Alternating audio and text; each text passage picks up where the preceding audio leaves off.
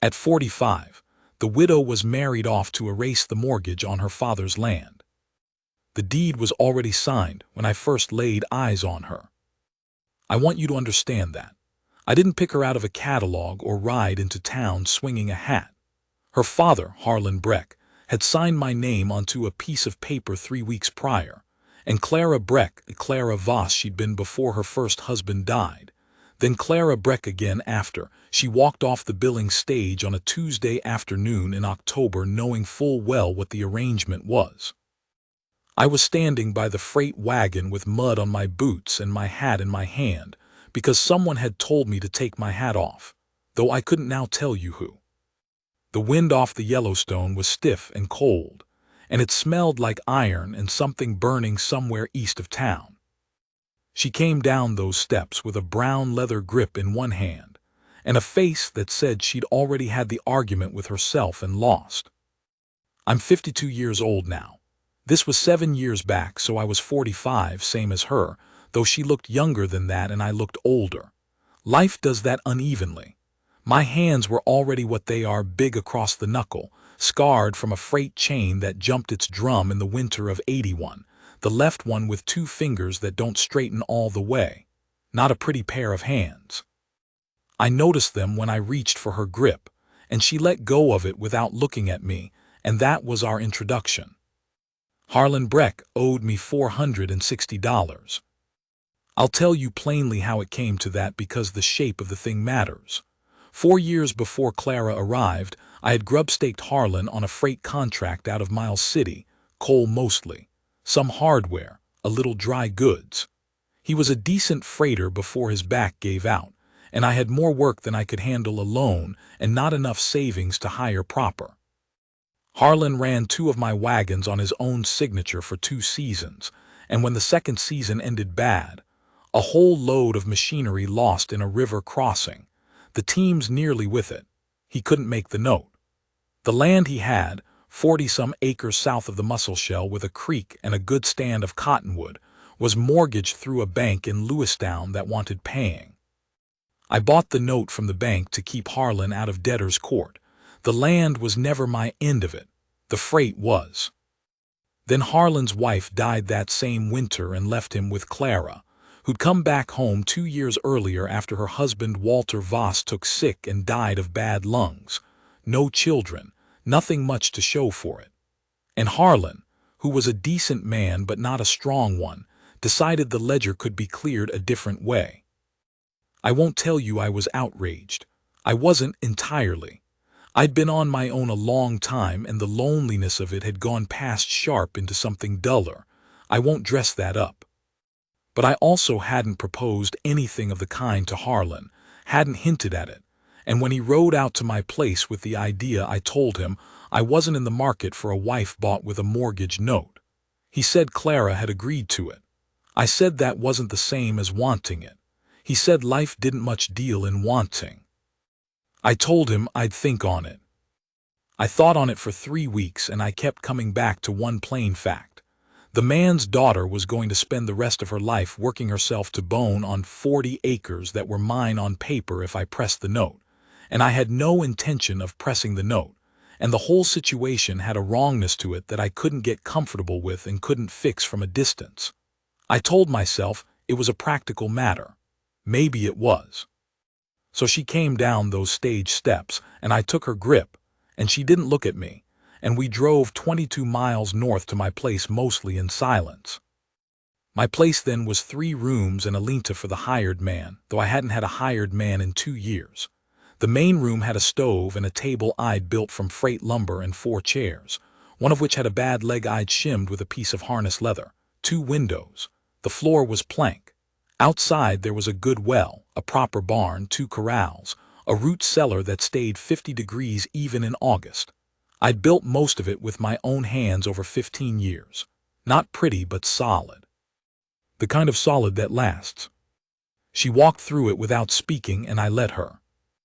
I showed her the room that would be hers, the one with the south-facing window that got light in the afternoon, and I told her I'd put a latch on the inside of that door and she could use it whenever she wanted. She turned and looked at me then, really looked, for the first time. She had gray starting at her temples and dark eyes and the kind of face that had been through enough that what was left on it was all real. No extra. She said, "You don't have to tell me that." And I said, "I know I don't. I'm telling you anyway." That was the first useful thing I said to her. The arrangement in those early weeks was careful. Polite in the way that two people are polite when they're each waiting for the other to show what they're made of.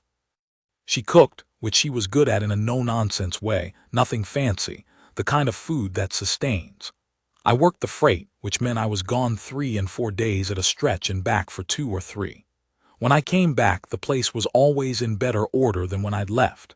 She'd rechinked a section of the north wall where the wind was getting in. She'd reorganized the root cellar by type and use rather than by when things had been put there, which was a better system than mine. She'd fixed the chair with the bad leg using a proper wedge rather than the harness leather. I noticed all of it. I didn't make a production of it. One night about 6 weeks in, I came back from a run to Judith Basin late past 10, the horses dead tired and me not far behind, and she'd left a lamp burning in the window, and there was a plate on the back of the stove with a cloth over it. Cold biscuits and the end of a venison stew. I sat down at that table and I ate that food, and I'm not going to tell you it didn't hit me somewhere below the chest, because it did. A lamp in a window, that was all. It's the kind of thing you stop expecting after enough years alone, and when it comes back, it lands like something you forgot you were carrying. I didn't say anything to her about it the next morning. I just came in from chores and said the stew had been good. She said she had a better recipe if I'd get her dried chilies the next time I was through Billings. I said I would. I got her the chilies. Somewhere in that first winter, the arrangement started becoming something else, and I'll tell you honestly that I watched it happen without being fully sure what to do about it. I was not a man who talked about himself. Not from pride. I'd learned early that talking about yourself was mostly a way of asking for something, and I'd gotten out of the habit of asking. Clara was not a woman who pushed.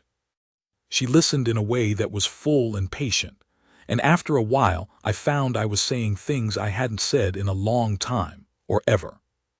About my son. He died at 14 from a fever. This was before I came north, before the freighting, before any of this. His name was Patrick, and he'd had my brother's laugh, and I hadn't spoken his name out loud to another person in 3 years when I said it to Clara that December night with the snow coming against the windows. She didn't say she was sorry. She didn't do that thing where people fill the space with words so they don't have to sit in it. She said, "What did he love?" And I told her about the horses, how he could gentle a frightened horse in the time it took most men to get near one, how he'd had a gift for it I never understood. She said, "That's a fine thing to leave behind." And it was, somehow, the right sentence. I don't know how she found it. I've never been able to explain that. My first wife had been gone since Patrick was 6. I won't get into that except to say it ended rather than she died, and there's a particular kind of alone in that outcome that is different from grieving. It hollows you differently. Clara understood something about that kind of aloneness without my explaining it, because she had her own version of it. Walter Voss had not been a bad man, but he'd been an absent one, present in the body and gone somewhere else in every way that mattered, and she'd been managing her own loneliness alongside his for years before he finally died of it. We understood each other on that. February of that first year, there was a stretch of cold that stopped freight entirely for 11 days. 40 below at night, not much better by day. I'd brought in enough coal and enough provision before it hit, which was the kind of thing I was good at, reading what was coming and moving before it arrived. We were housebound together for nearly 2 weeks. I thought that might strain things. It didn't. What I learned in those 11 days, she'd been a school teacher for 4 years after Walter died, before Harlan called her home. She read seriously, which I hadn't expected, not because I thought her dim, but because I hadn't known she had books hidden in the bottom of that brown leather grip. History mostly, some natural science. She had opinions about things she'd read, and she'd say them plainly and expect you to either agree with reasons or disagree with reasons. And she had no patience for agreeing just to be agreeable. I found I liked that more than I expected to. I'd been surrounded by men for years, and men largely have three conversations: weather, cattle prices, and other men's failings. Clara was something different. I taught her to play cribbage. She beat me by the fourth night and was gracious about it in a way that made it worse. There was an evening toward the end of that cold stretch when we'd been sitting by the stove for several hours, her reading, me working a piece of leather for a harness repair, and she looked up and said, "Do you want this to be a real marriage?" I put the leather down. She said, "I'm asking plainly because I don't want there to be a misunderstanding later about what was agreed to and what wasn't. My father made an arrangement. That arrangement is satisfied. What happens from here is between you and me, and I'd prefer to know where I stand." I looked at her for a moment. The lamp was on the table between us and her face was steady and serious and entirely without performance. I said, "I want it to be real if you want it to be real. I'm not asking anything of you on that account." She said, "I know you're not. That's part of why I'm asking." I said I thought we'd done all right. She said, "We've done better than all right." She went back to her book. I went back to the harness. But something had settled in the room that hadn't been there before, not dramatic, just settled. The real marriage came on gradually after that, the way things come on when there's no theater to them. She moved from the south room into mine sometime in March. We didn't make ceremony of it. One evening she came and stayed, and that was that. I want to tell you about the spring freight season of that year because that's where you'd see, if you were watching, what the arrangement had become. I ran freight across 500 miles of Montana territory, mostly coal and machinery going north and hides and bone coming south. Hard work, hard country. The competition by then was rougher than it had been. The railroad was eating into the long hauls, and the only thing keeping men like me in business was knowing the short routes and the difficult terrain that the big outfits didn't bother with. I'd been doing it long enough to know every ford and every grade, and every place where a load-bearing spring could fail on you if you didn't pad it right. And that knowledge was the difference between making money and not. What Clara did that spring was start keeping books. I hadn't asked her to. She'd looked at the ledger I kept, which was functional but rough, the kind of record-keeping a man does when he has to rather than when he wants to, and she'd said she thought she could improve it. I said go ahead. What she built over the course of that season was a proper account of every run, cost of team, cost of feed on the road, cost of my time against the going rate, wear on the wagons, depreciation on the harness.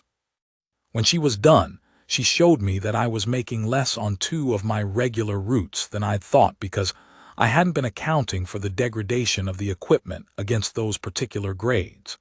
She said the mussel shell route was actually costing me slightly per load when you built in wagon maintenance. I stood in the barn looking at her numbers and I said, "I've been running that route for 6 years." She said, "I know." She waited. I looked at the numbers again. I said, "I'll renegotiate the contract or I'll drop it." She said, "I'd renegotiate first. The client doesn't know your costs." I renegotiated, got a better rate, kept the route. What that told me, what I turned over in my mind on the long runs that summer, sitting on the box with the reins in my hands and nothing but the sound of the horses and the wagon, was that she was in it. Not going through motions, not satisfying a debt. She was in it with me and for the thing we were building together, and the intelligence she brought to it was her own, and she wasn't waiting for permission to use it. I don't know how to explain what that does to a man. Respect is close, but it's not quite the right word. It's more like, you've been carrying something alone for so long you've forgotten that carrying things alone is not the natural state of a person, and then someone picks up the other end, and you feel the difference in your whole body. That summer I was in a dispute with a man named Court Aldrich over a piece of right-of-way across the south end of my property. Aldrich was a land agent, the kind that had come north with the railroad money and was buying leverage anywhere he could. He wanted passage for a spur road across the corner of my land, because it would save his consortium 2 miles of grading on a route they were planning. He'd first offered me a modest amount. When I declined, he started making noises about county easement law and old survey lines, the implication being that the law might find his claim reasonable. I'll tell you what that kind of thing does to a man who spent 15 years building something with his hands. It gets in your sleep. You lie there in the dark running the arguments through your head, trying to find where you're exposed, trying to calculate how much it would cost to fight, and whether you'd be left with enough if you lost. Clara didn't let that go on long. She wrote to 2 attorneys, one in Billings and one in Helena, detailed letters explaining the situation with copies of my deed and the survey records she'd gone into town to look at herself. The Helena man wrote back that Aldrich's easement claim was weak under territorial law as it stood, that the county commission would be unlikely to hear it favorably given the absence of prior use, and that if Aldrich did push it to a proceeding, the cost and exposure was mostly his. She read me the letter at the table. Then she folded it and put it in the tin box where she kept the important papers.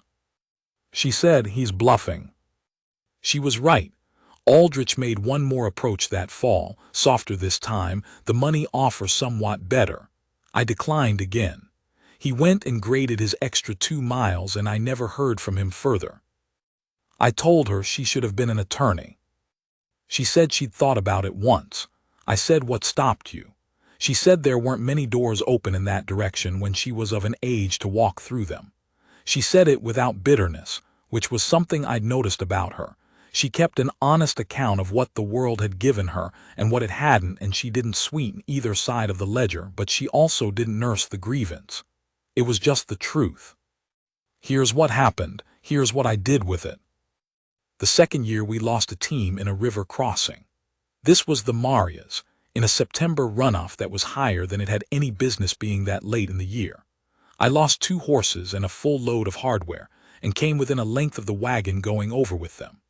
I got out wet to the neck, and standing on a gravel bar in 40-degree air with nothing but the harness I'd cut loose in time, and a load worth $400 sitting on the bottom of the Marias River. I walked 8 miles to the nearest station and sent a wire to Clara.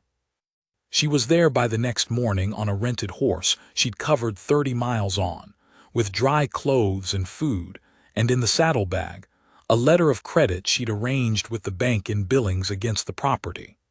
Enough to replace the team and make good on the load to the client at my cost rather than his. I was standing outside the station when she rode in, and I'm not going to apologize for the fact that I wasn't entirely composed at that moment. Not crying. I don't mean that. But something in me had gone loose in the crossing and it hadn't fully come back, and when she got down off that horse and walked toward me, I felt it come back. She put both hands on my face and looked at me the way you look at a person you've been afraid to lose. I was dirty and cold, and I'd had a bad night, and she looked at me like I was something worth looking at.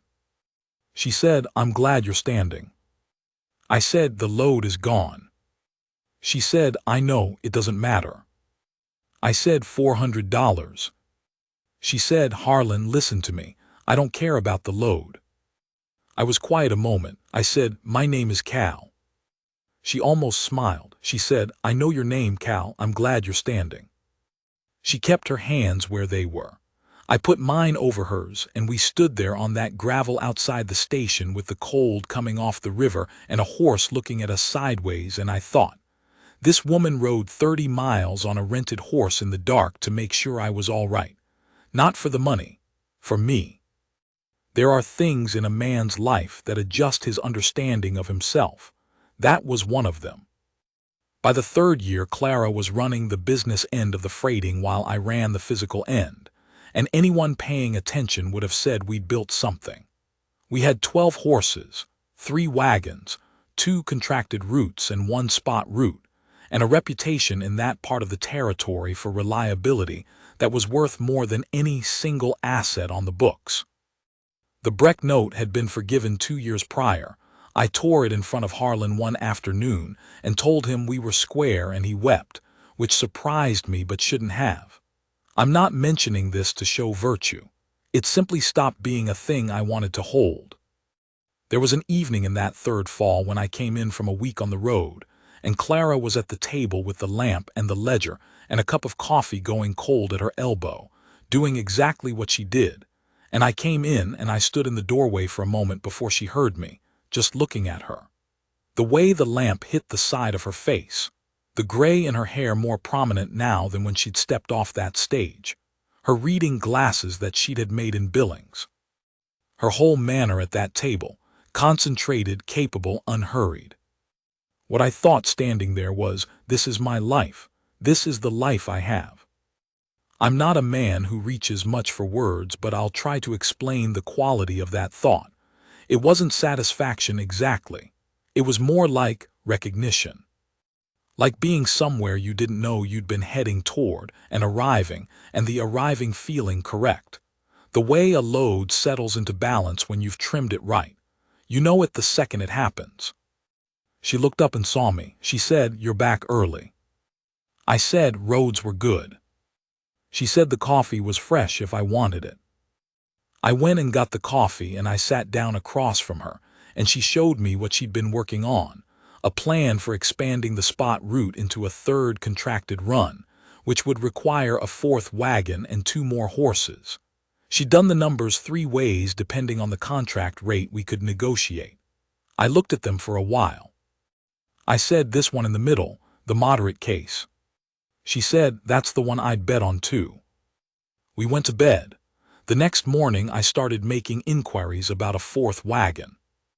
There is one more thing I want to tell you. In the 5th year, Clara's father Harlan had a bad winter. His back had been steadily worse for years, and by February he couldn't manage his own firewood and couldn't afford a man to help.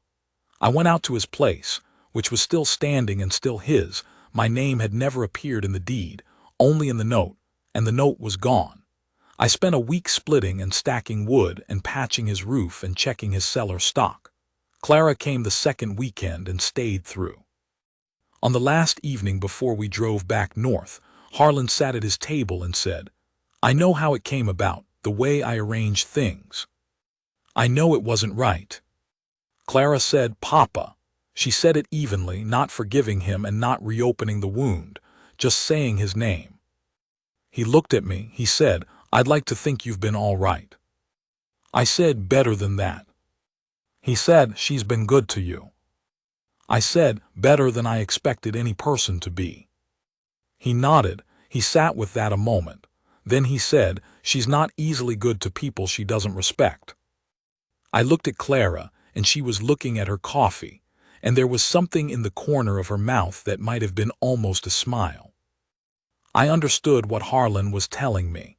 He was telling me that she'd chosen, within an arrangement she hadn't chosen, and that the choosing was hers and meant something. That it wasn't duty. That a woman like Clara Voss did not stay and build, and ride 30 miles in the dark out of duty. We drove home the next morning in cold and quiet. Good quiet. The kind you can only have with a person you don't need to fill space with. The horses knew the road. The country was brown and wide, and the sky ahead was low and gray, and there was snow in it that hadn't fallen yet.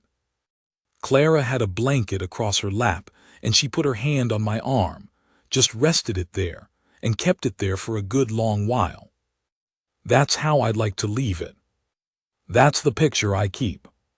The country going by, and the snow coming, and her hand on my arm, and the horses knowing the road home.